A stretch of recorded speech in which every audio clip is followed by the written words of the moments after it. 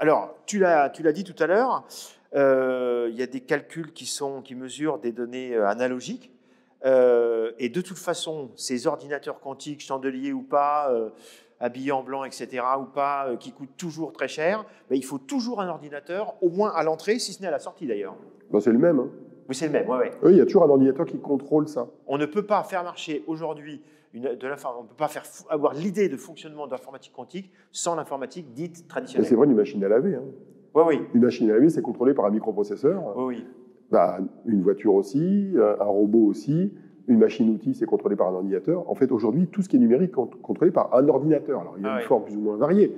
Et donc, l'ordinateur quantique n'y échappe pas. Comme c'est un objet physique, il faut qu'il y ait un objet numérique qui le contrôle. Et donc, l'ordinateur... Et d'ailleurs, c'est une fusée à 3 étages. Parce qu'en général, l'ordinateur classique qui permet de coder, hein, c'est lui avec lequel on va décrire les portes, les fameuses portes quantiques qui vont modifier l'état de nos qubits. Et cet ordinateur-là, il va servir à définir les commandes électroniques qui vont générer les signaux ou laser ou micro-ondes qui vont être envoyés ensuite sur les qubits. Donc en fait, c'est une fusée à 3 étages, informatique, électronique et quantique. D'où la génération d'erreurs, je plaisante, mais en effet, tu évoquais tout à l'heure qu'il y avait une part d'aléatoire, d'incertitude, donc d'erreur, et il y a donc la nécessité de corriger l'erreur, et ça c'est quasiment un champ de l'informatique quantique, c'est comment corriger l'erreur. Tout à fait, mais c'est deux phénomènes différents. Le fait que le résultat soit aléatoire n'est pas lié aux erreurs. Le fait que Et vice-versa. Exactement. Okay. Le fait que le résultat soit aléatoire, il est lié à la mesure quantique d'un objet qui est superposé en 2 états. Avec ou sans erreur, on a un côté aléatoire. Ça, c'est pas lié aux erreurs. Mais effectivement, quand on mesure l'état d'un objet quantique, et quand on agit dessus avec des portes quantiques, il y a des opérations qui génèrent des erreurs. Et on mesure ça avec des benchmarks très particuliers qui permettent de se rendre compte qu'au bout d'un certain temps, le qubit qui devait être à 0, il est à 1 ou le contraire, ou la phase avait été modifiée dans le temps. Et ça, c'est lié à l'interaction en gros entre le qubit et son environnement.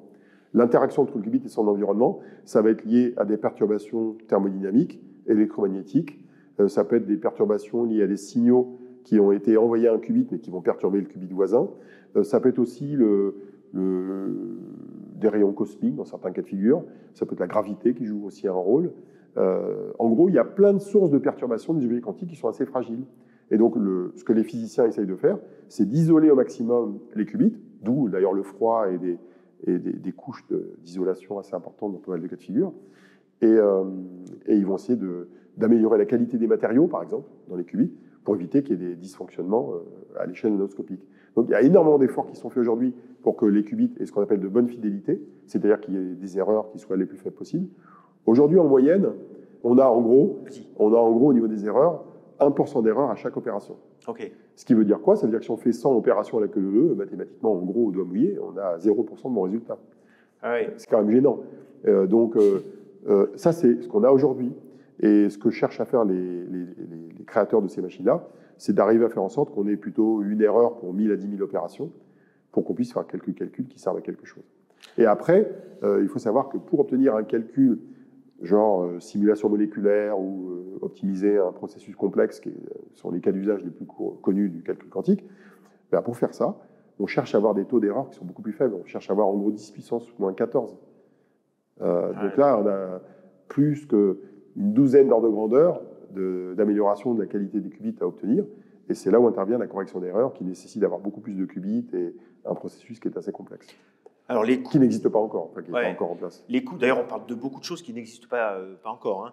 Les coûts, on l'a compris, quand tu donnais le coût ne serait-ce que de câbles, sont exorbitants. Seules les grandes puissances, les grandes entreprises, dans les pays où il y a aussi un tissu de recherche, parce que ça met en place à la fois de la recherche fondamentale avec de la recherche-développement, des financements, c'est énorme. Ça n'a pas grand intérêt pour quantité d'entreprises de se lancer dans l'idée d'être autonome avec un ordinateur quantique. D'ailleurs, c'est intéressant de remarquer que finalement, entre les premiers ordinateurs et le fait qu'ils se démocratisent, il a fallu quoi, 30-40 ans. Là, entre les premières expériences quantiques et la démocratisation, on n'y est pas du tout. Hein. C'est plus lent. C'est franchement plus lent, ouais. D'où l'intérêt de se dire, est-ce que le futur du quantique, il n'est pas peut-être d'accéder à un ordinateur quantique tout simplement en ligne, hein. Alors oui, il y a beaucoup de raisons pour que l'ordinateur quantique soit plutôt accédé via le cloud. Voilà. Un, le fait qu'il est relativement cher, bon, pas tant que ça, mais oui, pour mutualiser. Aujourd'hui, c'est quelques millions d'euros, ouais. C'est pas monstrueux, mais c'est quand même plus qu'un serveur classique. Et il y a d'autres raisons. Les serveurs, en général, sont dans le cloud, quelle que soit leur technologie. Oui. Aujourd'hui, quand on fait de l'intelligence artificielle, on utilise des machines NVIDIA, par exemple. Oui. Elles sont dans le cloud, elles sont rarement dans les entreprises.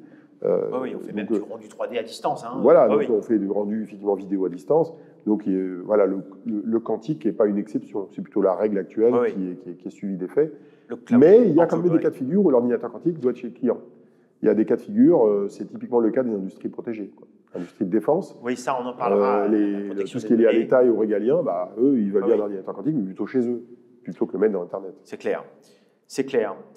Alors, sur les fameux algorithmes quantiques, donc ce fameux calcul quantique, quand on se pose la question de un petit peu qu'est-ce qu'on peut faire avec, tu insistes souvent à nous dire que ça n'a pas grand-chose à voir avec la quantité de données, c'est plutôt sur la complexité. Oui. C'est ça, hein? Disons que les algorithmes quantiques sont utiles là où il y a de la complexité, mais l'ordinateur quantique n'est pas forcément adapté à la big data, comme on dit. C'est pas adapté à l'ingestion de gros volumes de données.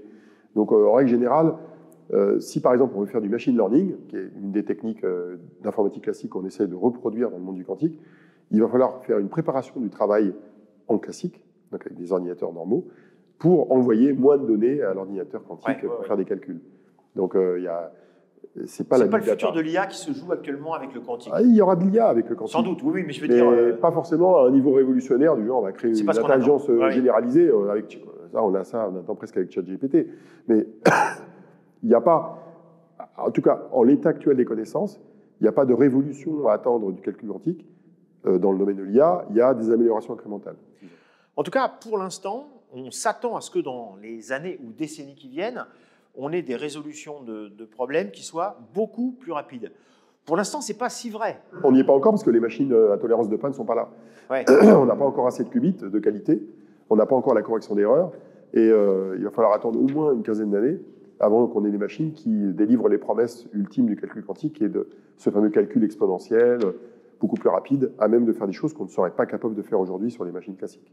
La programmation, non pas que ça la complexifie, mais elle peut être envisagée de manière un petit peu différente. Et il y a notamment, et ça c'est intéressant, pour les non-codeurs que nous sommes, c'est qu'on peut faire une forme de programmation graphique. Alors ça, oui, semi-graphique. Oui. Oui. Ce qui est déjà, d'ailleurs, il y a deux champs de programmation, c'est celle du code et celle du nodal, par nœud. Ça, c'est très répandu la programmation graphique en informatique quantique. Elle n'est pas si répandue que ça. Elle est beaucoup utilisée pour l'apprentissage. Elle est utilisée pour comprendre ce qui se passe dans les données. Il y a des outils en ligne comme Quark, qui est un outil open source, qui permet de voir ce qui se passe dans les données. On est capable de représenter l'information au fur et à mesure qu'on évolue dans la suite des portes quantiques. Voilà, on peut voir ce qui se passe. C'est un outil d'apprentissage. Mais ce n'est pas un outil qui est adapté à la création de programmes de grande taille. Parce qu'une fois que le programme va être grand, il va être très large, très profond. Il y aura beaucoup de qubits, il y aura beaucoup de portes, et là, on ne voit plus rien. Donc là, on code en Python en général avec du code séquentiel qui définit la suite des opérations qu'on veut appliquer sur les qubits. C'est intéressant de remarquer d'ailleurs que le langage le plus utilisé dans ce domaine-là, c'est plutôt le Python, tu me diras, dans beaucoup de domaines. Comme dans l'IA. Oui, comme dans l'IA, oui.